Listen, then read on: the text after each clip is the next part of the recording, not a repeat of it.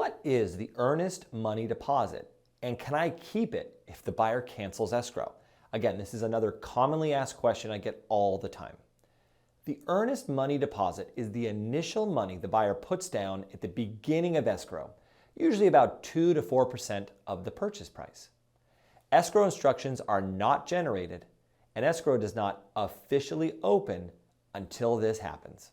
In a normal transaction, the deposit becomes part of the buyer's down payment. But let's say the buyer backs out of escrow. Can the seller keep that deposit? In almost every scenario, the answer is no. So let's walk through some specifics.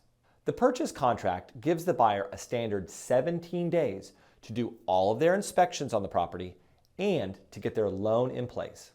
Sometimes these timeframes are shortened or extended, but let's go with the standard 17 days. Within those first 17 days, a buyer can back out of escrow for any reason and get his or her full deposit back. At the end of the 17 days, known as the contingency period, the seller will ask the buyer to sign off their deposit on a form known as the contingency removal. This is a very big deal, and this is the stage when everybody can relax a bit. But if the buyer goes past their 17 days and has still not signed off the contingency removal, the buyer is entitled to cancel and still keep all of their deposit. All right, now let's imagine that the buyer has signed off on all of his contingencies, and you as the seller are within your legal rights to keep the buyer's deposit. There is still one more hurdle to cross. The buyer has to give escrow permission to give you their money.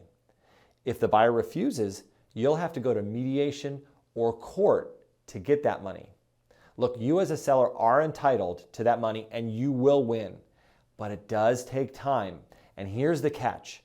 You as the seller are not able to sell your home to anybody else until that is resolved.